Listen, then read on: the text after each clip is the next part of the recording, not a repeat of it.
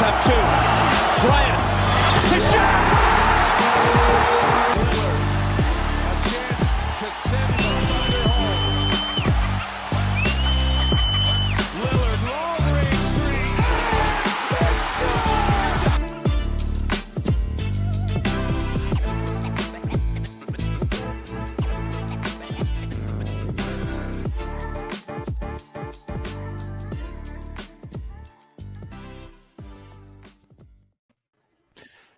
Hello, everybody. How we doing? Welcome to this week's edition of the 48 Minutes Basketball Network post-Christmas.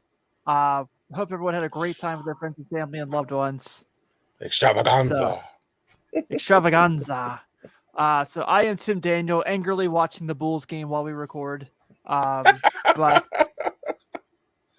so if you see me, you can't. You hold on. Listen, you can't be mad by now, man. Like I can when you're losing to the Rockets. You know. Oh yeah, I mean that's true, but I mean, yeah, I can't. Yeah. I can't agree. I can't even justify that one. I can't justify that one. But it's all right. It's just Ben and I tonight. So Ben Brown here with me. How you doing, man? Hope Christmas was great. I have to ask real quick because I noticed looking at some of your photos.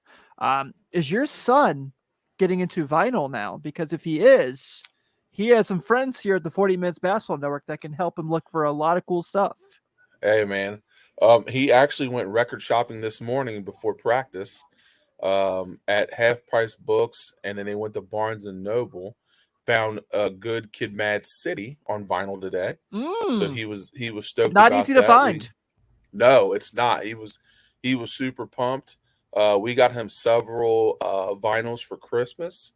We got him J. Cole the off season. We got him Thriller. And then his aunt got him a couple other ones. So yeah, he's getting into the vinyl game. We also got him a record player, so he's super stoked about that. But yeah, he's definitely getting to the vinyl game. You didn't just get him a record player; you got him a Crosley. I did. Yeah. Very nice. Very, very nice. Yeah. Well, I figure, I mean, if you're getting into that game, you might as well go big. And he's mentioned a record player probably since the summer. So I mean, he was definitely stoked about it and finding records and going record shopping and all that stuff. So anytime we go anywhere, like he sees records, like we were in Target one day, and of course they sell records back there in their little spot, and he was digging through those. So yeah, it's definitely become a little bit of a passion project for him for sure. That's great, man. So yeah, Sean and I, we go record shopping quite a bit, some different shops in the city. So he's welcome to join anytime you guys would like him to. Oh yeah, so it's a lot of fun. He'll be stoked about that. Yeah. So before we do get started with today's show, we do have some fun topics for tonight. I did want to make mention, if you saw on our Twitter account earlier, tomorrow's a big day for 48 Minutes Basketball Network, as you know. So doing all of our coverage of Division I basketball, all the places we've traveled to work games. We took another big step as tomorrow, Ben Brown will be making his debut covering the Fort Wayne Mad Ants playing the Maine Celtics at the Gainbridge Fieldhouse at 12:30 Eastern. So if you're in the area and need something to do while you're on Christmas break, go check out a G League game at the Pacers Arena. So Ben, obviously, I know you're stoked as a Pacers fan to get to work that arena, but getting to work the G League, we're going to talk a little bit about the showcase last week and how much fun that was. Man, really cool. I'm really excited for you. I'm very jealous that I can't get to it just yet. I will make sure I get to a G League game in the near future. But, baby on the way, got to be safe. But I know you're going to kill it. So, yeah, man, I'm super stoked. Me and the dude, the man, Ryan Luster, are going up. We're going to work the game tomorrow. Super excited. Get to see some, hopefully some future Pacers.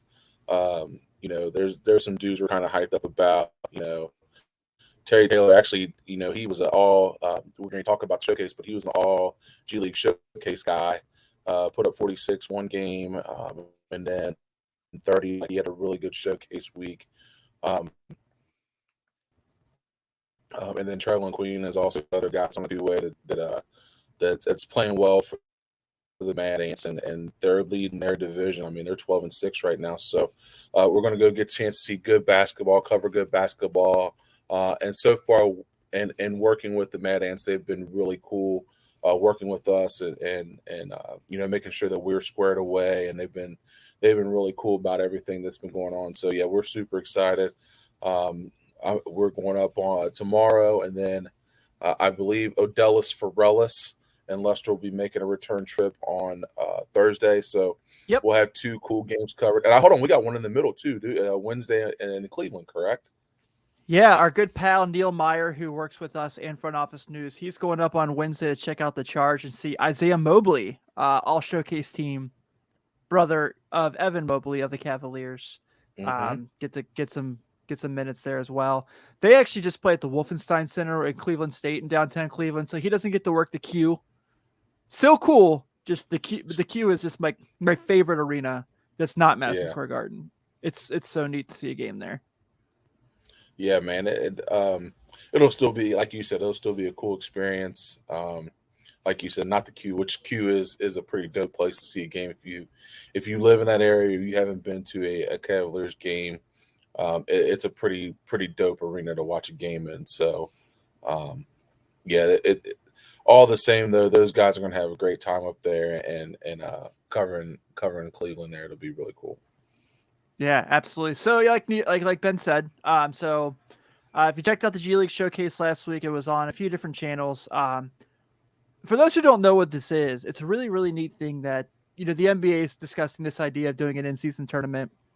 And the G League has kind of done a little bit to give them what it could look like with the showcase, where every team goes to Las Vegas for a week and everyone plays. It feels kind of like AAU conference tournament-ish, where it's like, okay, you're going to play 3 or 4 games. You don't know what time you're going to play after your first game. Just depends on how everything shakes out with the tournament.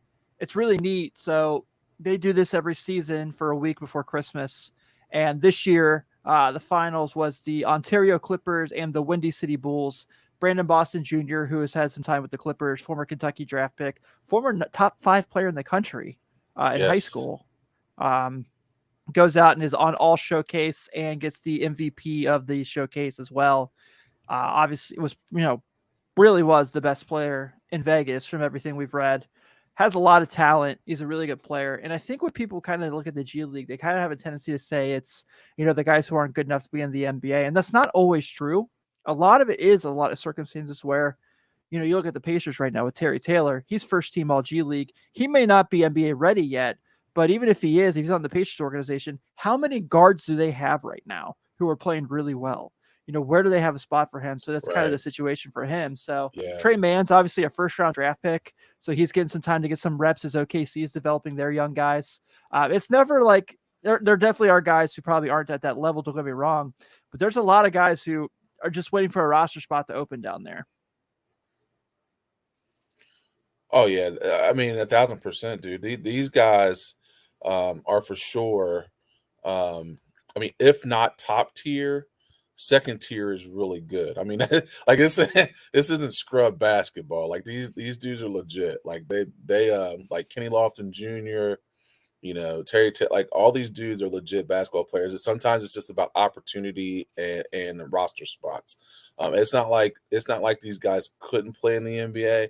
Just right now is just not a good time because maybe their rosters are guard heavy, or they're forward heavy, or they just don't have slots for them. But make no mistake, these dudes right here are legit. They're legit players. They're good players, and I mean it's a who's who. I mean, like you said, you're Brandon Boston's a guy who was the top 5 player in the country at one point, and you get a chance to watch him and do his thing, and these guys have the opportunity to do this. And the cool thing about the G League is that it's not like they're playing lower competition, and it's not like they're playing like not superior talent. They're all getting opportunities to get better.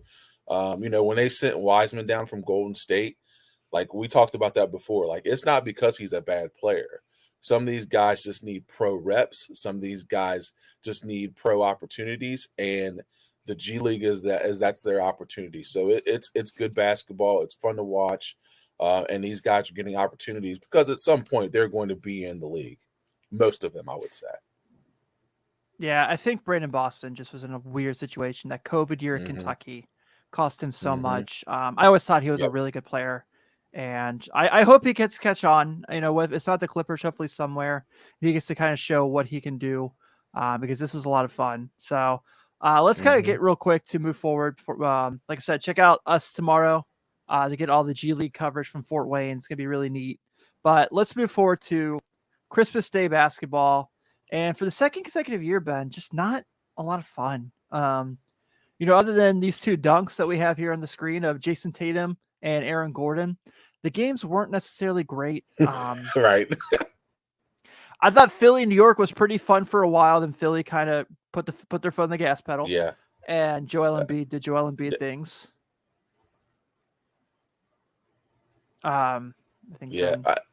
Okay. Are you there, buddy? There we go. Yeah.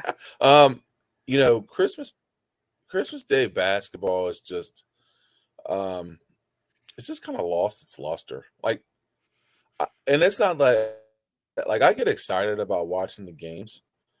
And I get excited about some of the matchups, but I think sometimes it's almost like a flex thing. Like sometimes I think you need to flex matchups.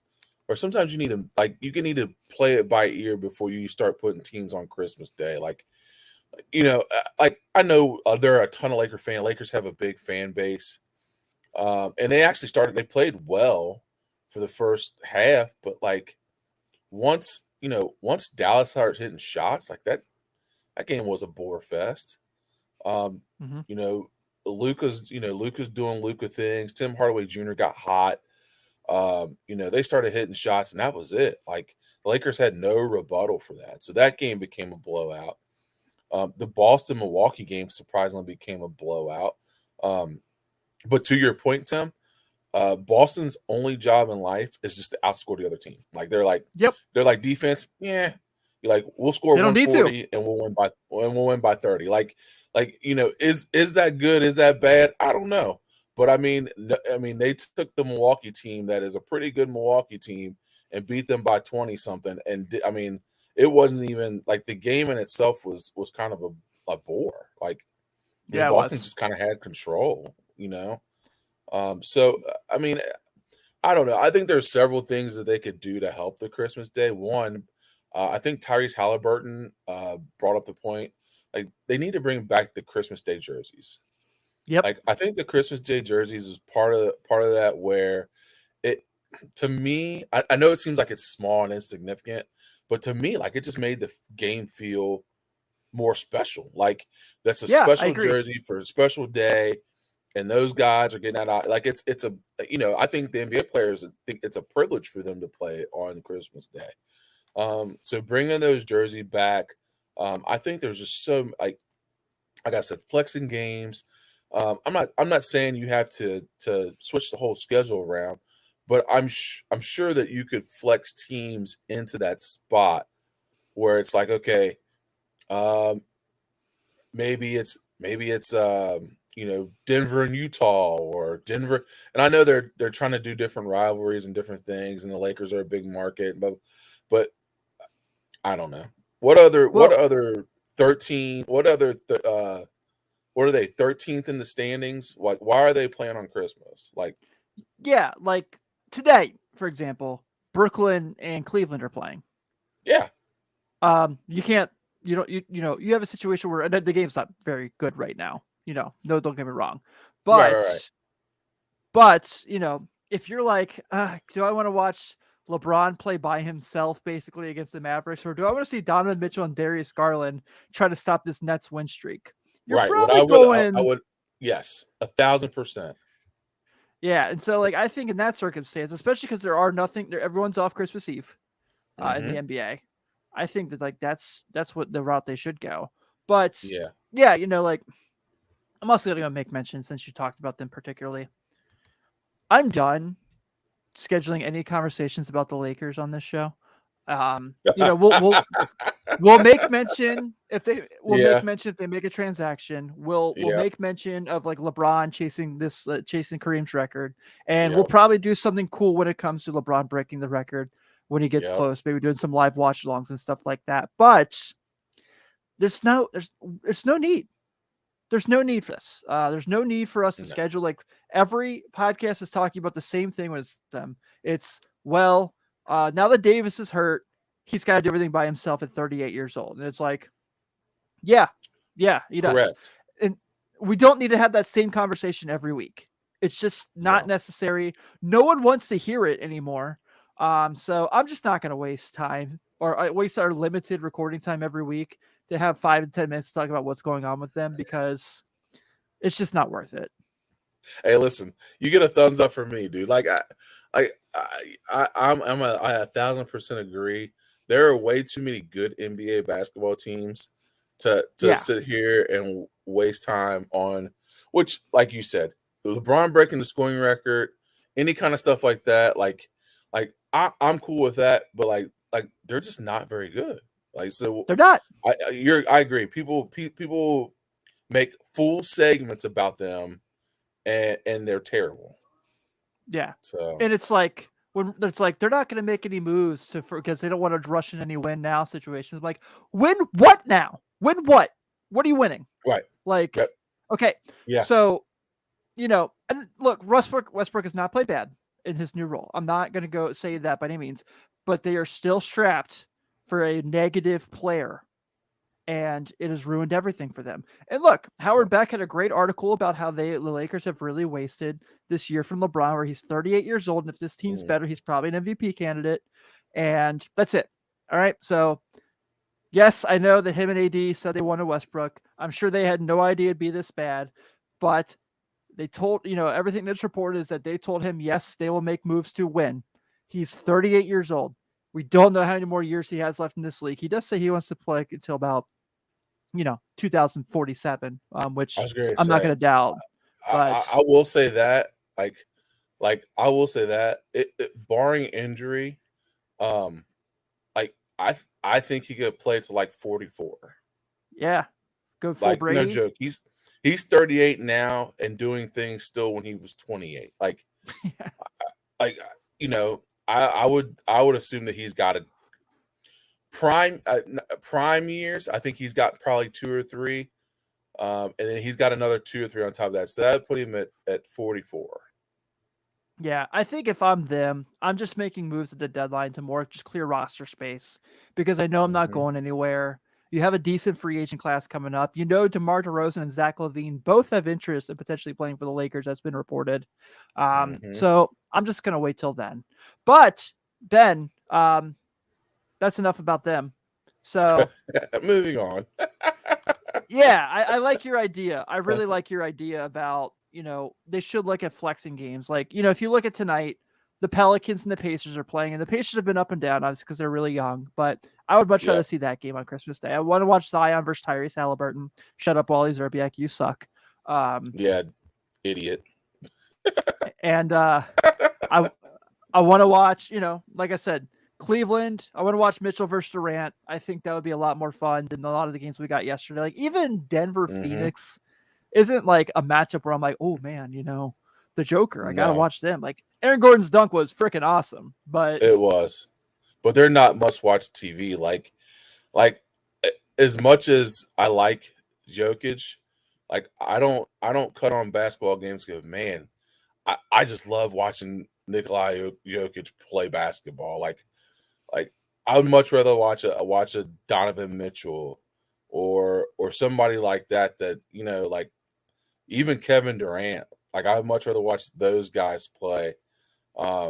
Even though, that's not a knock on Jokic. He's just, to me, awesome. like, he just does basic stuff really well. Like, you know what I mean? Like, yeah, he's obviously incredible. Like, he's incredible. That's not. He is not exciting. It's lightweight, like, at all. Right? It's lightweight, like Tim Duncan-ish. Like he's like, he does everything really well. But I'm like, I don't know if that's something you want to watch for that long. You know what I mean? Like, consistently on a Christmas Day. Like, you want players that are exciting. Your Zion Williamsons, all these guys that you're trying to promote and make better. Like I love Jason Tatum being on there. I really thought that Boston Bucks game would be a really good game. Like you got Giannis, you got Tatum, like those guys are great, but I just think there's just a lot of young talent out there that they could flex into those spots and make those games a little bit more entertaining. So if you're checking it out in the chat real quick, Derpy501, one of our good friends who follows the show every week, shout out, said that the pace LeBron's at, he could potentially be looking at February 11th against the Warriors, which is a national TV game, being the day he breaks the record. So with the pace he's on right now, it looks like that could be a possibility. So that's something to keep an eye on. But that's all we're going to get out of the Lakers. I do want to talk about something that came out, just before Christmas Day. Game started yesterday because, this guy just must not have had enough attention for him of late. But Woj comes out and reports that 76ers James Harden is seriously considering a return to Houston in free agency in July if he decides against a new deal with the Sixers. So obviously there's the big thing if he decides against a new deal with the Sixers. So Ben, I got to ask, because we know James Harden's interests, one could say. Do you think it's because Philadelphia's clubs are just not as nice as Houston's? You took the words right out of my mouth. I was like, strip clubs and wings. That's why he's going back to Houston. Yeah. Philadelphia was like, and wings. Philadelphia's like, bro, you got to get in shape. And he was like, yeah, this sucks. He's like, why would I do that when I can go down here to Houston and, live it up, do what I do. No, that wouldn't shock me, man. I honestly, James Harden might be the only guy. He might be the only guy I know, like in the NBA, that I feel like could really care less about winning a championship. Like, and that's not being. I'm not saying he's not a competitor. I'm not saying this, that, and the other. But I am. Like you never hear him like, man, I'm grinding for a ring. I'm this. I'm that. Me and Joel, we're gonna do this. We're making it to like.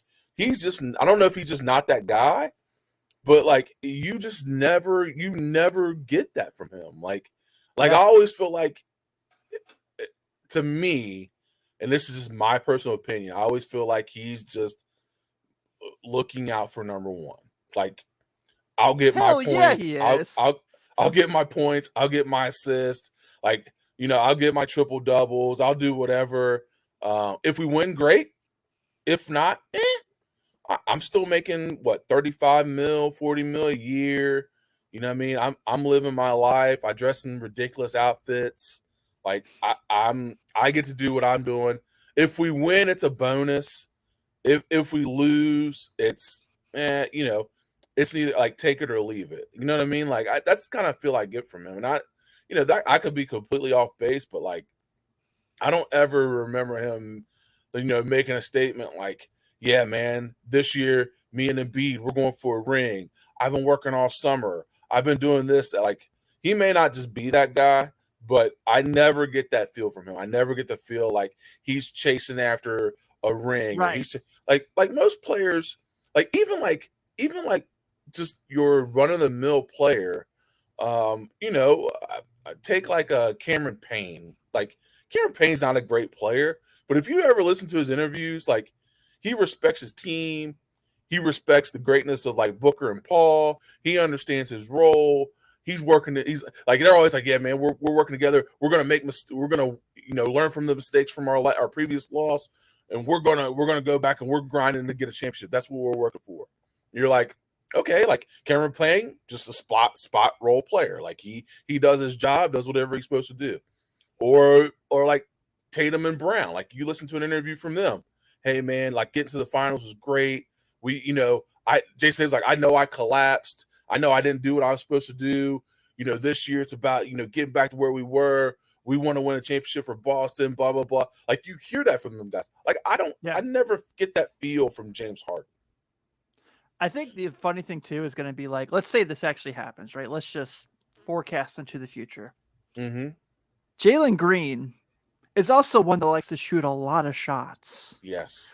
So what is this going to be like? Well, all the things we made the jokes about Westbrook and Harden when they got back together in Houston. Is this going to be like the real thing of like the Jackie Moon, like I pass you the ball, you pass me the ball, I pass you the ball, you pass me the ball, like, or is it just going to be like whoever has the ball and takes it down the court, like in the fourth grade, like in like when like 8-year-olds are playing basketball and no one gets back after the bucket on the inbound. All 5 kids are sitting there waiting for the inbound pass so they can go down and chuck it up. It's going to be like, yeah.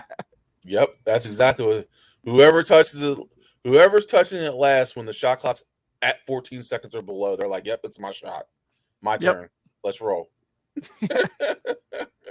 This is not to like mock, like disrespect Jalen Green. Like he is tremendous. He's a lot of fun to watch. But you know, he's got some Harden in him. He's got some James Harden in him. So he's got a lot of James Harden in him. Absolutely.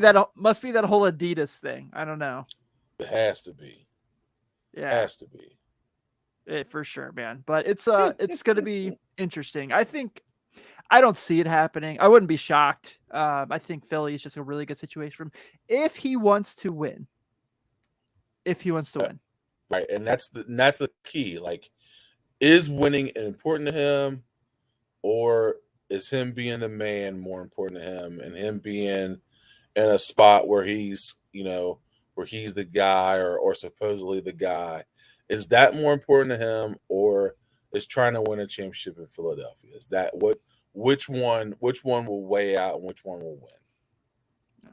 I see Derpy here is trying to break some 48 minutes rules by asking GOAT debates. My guy, we don't do this GOAT debates because people get their feelings hurt. Mm-hmm. So I appreciate the insight, appreciate the question, but we just don't go down that rabbit hole because it never ends nicely. It never does. Never ever does. Yeah, never does. So Josh isn't here tonight, obviously, but he has been bringing something up in our group text that's been really fascinating. Hey, man, you're not supposed to know. We just we did it once. Everyone got mad at us, so we just were like, we'll stay away. We'll stay away. Yeah. That one got pretty fired pretty quick because people are really sensitive about who their GOAT is. They take that conversation very seriously. So we try to just steer clear. We keep it real. I'll do the who's your wrestling GOAT debate because I'll take Bret Hart to the bank. But yeah, that's probably a whole different podcast. Yeah. So Josh has brought up something that's been really kind of fascinating. We've kind of talked a little about, obviously the Warriors have not been what we thought they would. They've battled injuries. Some things just have not worked out. But right now, the Warriors are 13-2 at home and 3-15 on the road, counting the loss to Brooklyn and the win on Christmas against Memphis. They are getting pretty close to what the Chicago Bulls in 2001, 2002 did, who were 27-14 at home and 3-38 on the road. I think we can both go ahead and attest at this point. The Warriors are going to win another road game, so they're not going to tie the Bulls. Yeah. Wow, 3-38, dude. That's you got to try. Brutal. Yeah. You really got to try hard to lose all those. That's brutal. They were tanking for J. Will. Yep. Yeah. That was Yao. That was the Yao draft. So that was Yao, wasn't it? Man, Yao would have looked really weird in a Bulls jersey. Because they had the number 2 pick and got J. Will. Yeah, that would have looked odd. But this is really interesting to me because obviously last night they have a great game where they just destroy Memphis and take them out. Mm-hmm. And you kind of see the Klay Thompson post game was incredible. Sean told me about it. I didn't see it live, but I watched it today. Was cracking up when he said that you can't talk about a dynasty if you've never won anything. And that's facts. That's facts. Facts. Yeah. But it is a really interesting dynamic. I mean, they were just on the road in Brooklyn on Thursday, and Brooklyn scored 91 points and a half. Yep. And that was pretty amazing. Oh, yeah. That Brooklyn, the Brooklyn game was kind of Brooklyn couldn't miss. I didn't watch the game, but just going back and seeing some of the clips from the highlights, like Brooklyn couldn't miss, and Golden State just didn't play very well. which has been kind of the case for them. Yeah. Like unless they're motivated or inspired, like they don't play particularly well. Like last night, they played well because they wanted to shut Memphis up. So like you could definitely tell they were playing on a different level, and you could tell that those guys were playing with some energy. So it was just a little bit different. And I'm going to get to a point here in a second about NBA and rivalries really quick because I think we're starting to see some new, like old school, new school, like it's kind of neat. But back to While Golden you're State. doing that, I had to make mention real quick. Like I said, I'm watching the Bulls game while we record. The Bulls were down like 14 at the end of the first quarter. They just took the lead to go into half, and Zach LaVine hit a buzzer-beating 3 at the half. It was pretty cool. Oh, that's dope. Yeah, very happy for my pal. I was gonna say I'm glad you feel better because it is the Rockets. So I mean, yes. When you got to battle from behind to beat the Rockets. Yeah, you know what I mean. I get it. That I feel it. I feel it. Yeah. But yeah, man, I think Golden State is searching for inspiration right now. I think they're a team where, they've won 4 championships together. That group has won 4 championships together, and I really think that they're at a crossroads, where it's I don't know if it's lack of motivation, but it might be it may be a little bit of like preservation. I'm not really sure, but you can definitely tell like they get up for some games, like they play like crap some games, like it's a weird dynamic that they have right now going, and I don't know if it's because they're at the end, not I'm always say at the end of their dynasty, but they are on the tail end of their journey of this great run that they've had. So I don't know if it's finding motivation for those games, and I don't know if it's finding motivations for this season because now your leader is out with a separated shoulder. Clay's still trying to work himself back in. Draymond's not the same Draymond. I mean, he is, but he's not. Right. Jordan Poole, actually, you've seen him kind of step up a little bit in the absence of Curry, and he's hitting some shots and doing some things. So they're kind of in a transition, which is weird. It's kind of weird and clunky, and I think they're trying to figure all of that out because of the fact that, like, you're just, you got the Jordan Poole thing and all this other stuff. So I don't know. I think they're just trying to figure it all out. It's just weird, and they're coming to the end of this run, and it's just you just always get the feeling though that Steve Kerr at some point will figure it out, and those guys will figure it out, and they'll be in it at the end. Yeah, I think they're just bored in the regular season, especially because absolutely, especially because it's before the All-Star break. Yep. And they're like, look, post All-Star break, we're gonna come out and we're gonna, do what we do. So yeah, I'm with you, man. I just kind of feel you can't ever count them out. Maybe this is their quote unquote last dance, but we'll see, man. It's going to be really interesting to see how this all plays out. But I still believe they're really good. I still believe they're going to make something happen. So what he said, hold on. So knowing the NBA and how close to the media like Curry, they'll find a way. Stupid. I like that. True Cavs fan. Derpy, true Cavs fan. True Cavs fan. So I respect it. I love it. I love the Cavs. So get this. Talk about Christmas gifts. So as you know, being a Bulls fan, always enjoyed watching the Cavs. The LeBron run was a lot of fun for me. So my wife's family's in Cleveland. So I went up for a game last year, had a blast. Like we talked about earlier, the Q is so cool. Mm-hmm. So we get a present in the mail from my aunt and uncle-in-law. And they're awesome. Love them. And they sent my daughter a Cavs onesie. Not only did they send her a Cavs onesie, they sent it for 12 months. So they knew, Oh, yeah. which respect. But awesome. I was telling my wife, I said, I root for the Bulls. They're not very good. I watched the Lakers. They suck. So if our daughter wants to be a Cavs fan and wants to enjoy what's about to happen for them, I'm okay with this, and I will join along with her. And no one can tell me otherwise because I have family in Cleveland. I can claim them now. So Heck yeah, you can. I'm wearing my Johnny Gargano hoodie right now. So I am feeling the vibes from the land. Oh yeah, there you go. Yeah. Johnny Wrestling. Johnny Wrestling. For the love of God, get him a match Yes. on television again soon. Yes, absolutely. So we got away from this with everything going on. But our final segment we do every week, I want to do, like I said, called the Full Court Heave, where we just kind of have an open-ended conversation about different topics each and every week. So Sean was supposed to be the one in charge, but we hadn't had a chance to get everyone together with the holidays and then some family stuff. But I wanted to kind of go and deep dive into this because the NBA in this century has been super good, especially since the mid 2000s. Since like 2010 on, it's just been great. But I wanted to kind of talk about some of our favorite teams in the 2000s who have won the NBA championship. And my system messed up really bad when I was making the slides for each of our picks. So we'll just kind of discuss them here.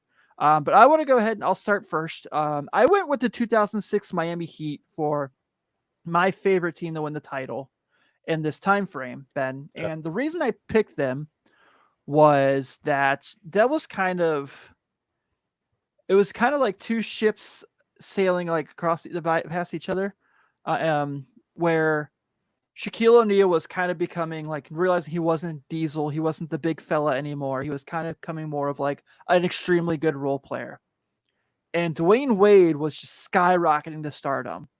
And their first year they lose to the Pistons in the Eastern Conference Finals, and the next year they get them back, and then they go and beat Dallas in the championship when they're down 2-0. And just kind of that whole, like, when Pat Riley takes over as the coach, swagger of, like, guys, like, we're going back to Dallas. You're only packing one suit because we're not going back there. We're not coming back to Miami for another game. We're ending this. And they did. And what Wade was just able to do that series was so freaking fun, and they were tremendous. And not to mention the role players on that team. So like Udonis Haslem back when he played basketball and didn't just wear a uniform was really good for them.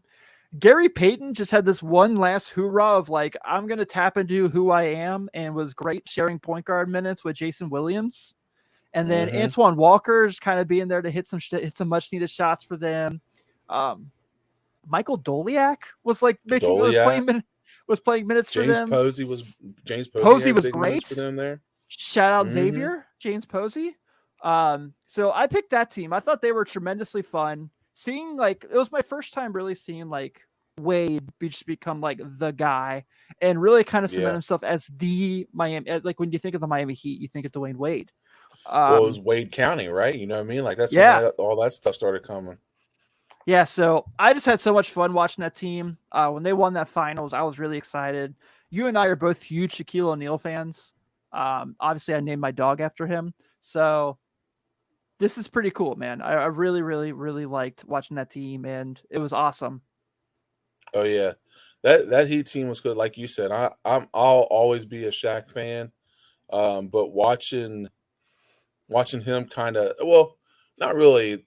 I mean, he did take a backseat to Dwayne Wade, but he was still Shaq. I mean, he was still legit. But to watch Dwayne Wade, like his playoff runs and like he was 28. I think he was 28, almost 6-6 in the playoffs. Dwayne Wade was, which was incredible. And he just did some amazing things. Like I said, that's when you started getting the Wade County and like it was his team and all the things that he was able to do. So, that was legit. And I forgot that Stan Van Gundy was their coach. And then Riley, then Pat Riley took over, right? Yeah. Like Stan Van Gundy started that season as their coach. And then Pat Riley took over it. Yeah. And then the next year was when they had to immediately break it up. Have you seen on HBO Max, they have the Shaq documentary where it's like I've not seen it yet, but but Okay. I definitely saw it. So Wade's obviously interviewed about that Heat team, and he's like, "Yeah, we were built for 1 year. That's it." He's like, "I remember we go to ring night and we collect our rings and we look across the court and we're warming up to play the Bulls, and they're obviously just way better than us because everyone's all older." He's like, "And I Mhm. just knew we were in trouble." So it was pretty funny, but Shaq kind of talks a lot about in that, like, he showed up, he pulled Wade aside instead of being like, "You answer to me. I'm the big fella. This is mine." He went, "I'm going to show you. I'm going to make you a superstar, and we're going to win a title." And exactly what they did. So he said Mhm. that when he handed Wade the Finals MVP trophy, he whispered in his ear, "I told you I'd make you a superstar." So that was Oh pretty wow. cool. Yeah, Yeah, I dug that. yeah, that's pretty dope. That's pretty Yeah. dope. So you So, picked. I'll actually like give you. You picked the 2006-2007 San Antonio Spurs, a yes. team who beat LeBron in his first finals with that broken team that he somehow carried to a championship series. Yeah. I picked this team and I mean not I mean they weren't any there was nothing anything spectacular about them. One, I mean I'm a huge uh I'm a huge Tim Duncan guy. Like I said, he's he was the big fundamental as Shaq would name him. But the dude he was incredible. He was. Like to me just one of the all-time greats. And then you had Coach Pop, which is also one of my all-time favorites, just because um, I like people that have a system and believe in their system, no matter what's going on or who's on their roster. Like you're going to do things their way.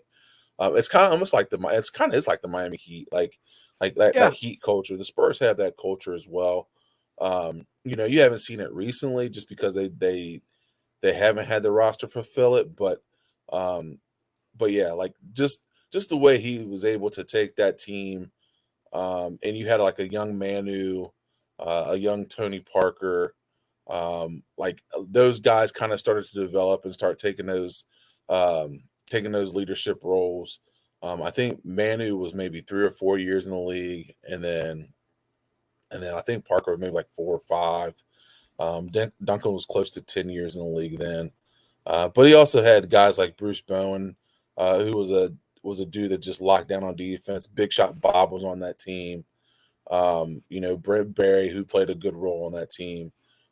So there were just different guys on that squad that I liked, um, and they were able to just do things their way. Now, granted, that Cavaliers team was not the best Cavaliers team to ever be assembled, but you had a young upstart LeBron who was playing out of his mind, um, and he carried a roster.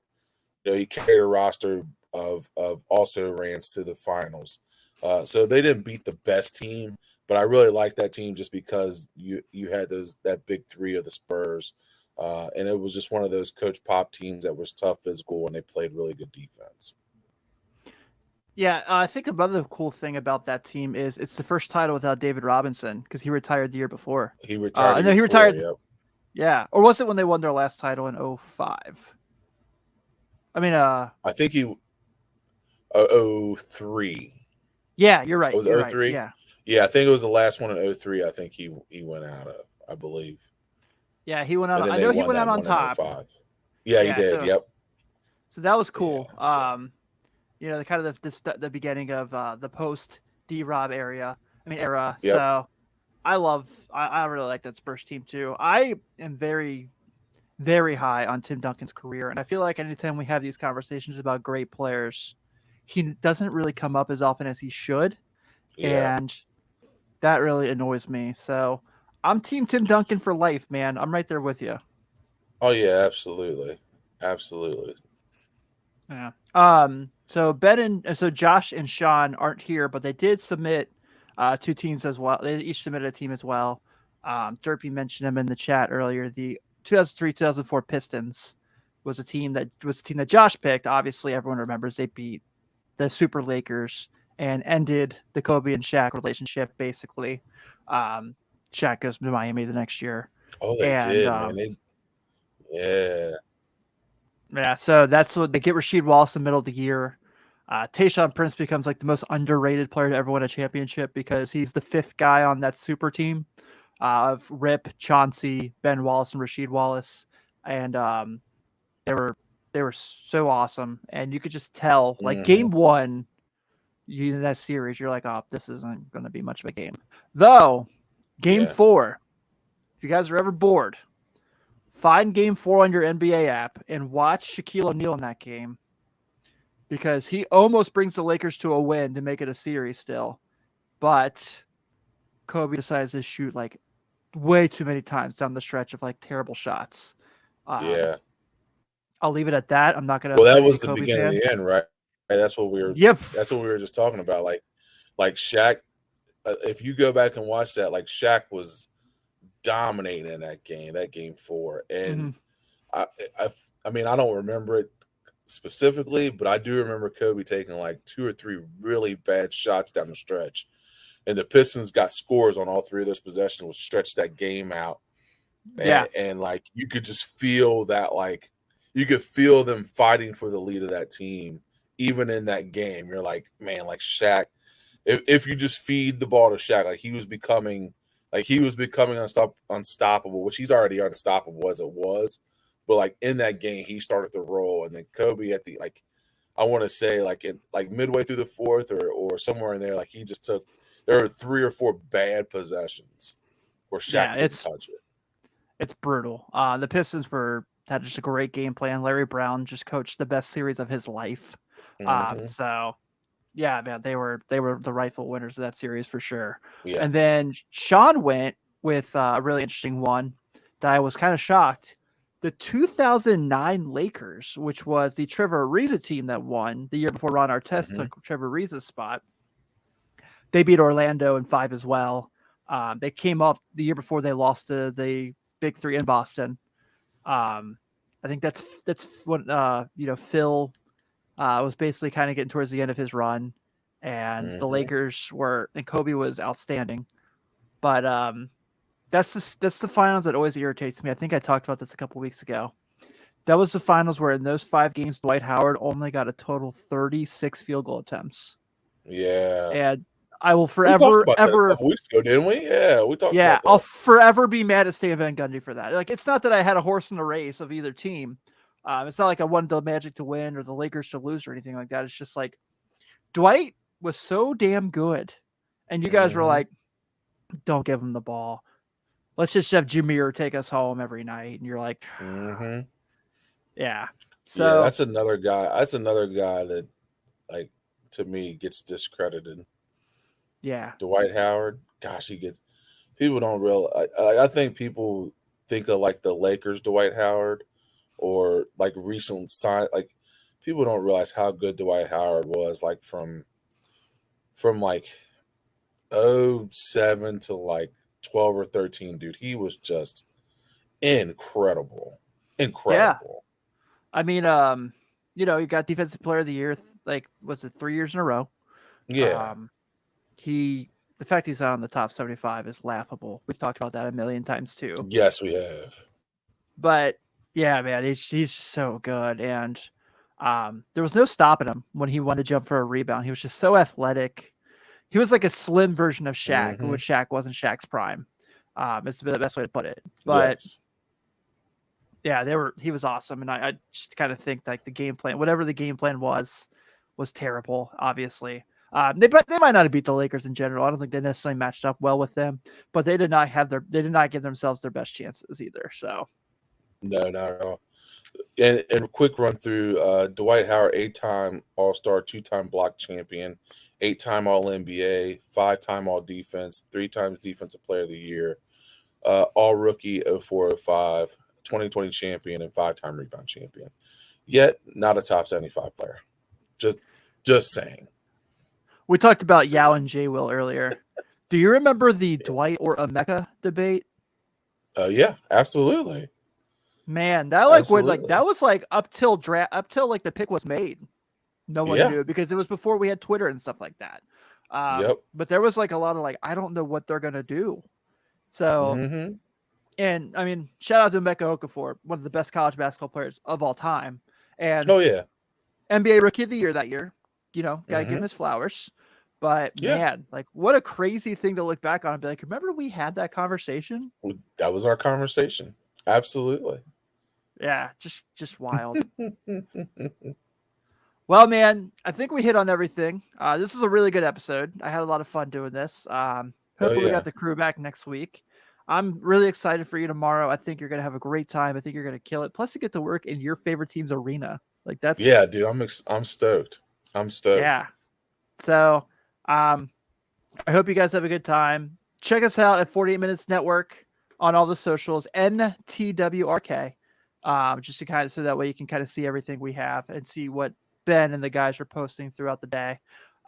Is it tomorrow or is it Thursday that the Pacers play that night at the Field House, or it's a doubleheader? I think it's Thursday. Man, maybe Josh will be able to stay and work both. Hey, I gotta say he could hit the jackpot there, and I think it's Thursday. Let me. Yeah, I think. Let me, because they're playing tonight. I don't think they play back to back. Yeah, I think you're right. Yeah, so it's Thursday. Cool. Oh, wow, yeah, he should see if he could stay. They're like, hey, what if we just stick around and just cover? Yeah, if you need any more, I got a weird ask. Yeah. But thank you all for tuning in. We should have something for next week for the new year. Actually, no, we won't, because it'll be January 2nd. It'll be next Monday. So happy New Year, everyone. Please be sure to give us a shout out on your favorite podcast subscription of choice. If you are watching on YouTube, whether live or on the rerun, hello, everybody. Thank you for tuning in. Please take a second to subscribe to our channel if you haven't already. It does not take long at all and helps us out against the man algae rhythm of Space Jam: A New Generation. I mean, A New Legacy. Absolutely. Doesn't matter. That movie was terrible. So, yeah. And of course, I'm surprised you quoted it. Yeah. And of course, a nice solid 5-star review goes a long way. And if you want to support the gear, 48 Minutes Basketball Network.merchmake.com. So on behalf of Ben, this is Tim Daniel. Happy New Year, everyone, and we'll talk to you next week.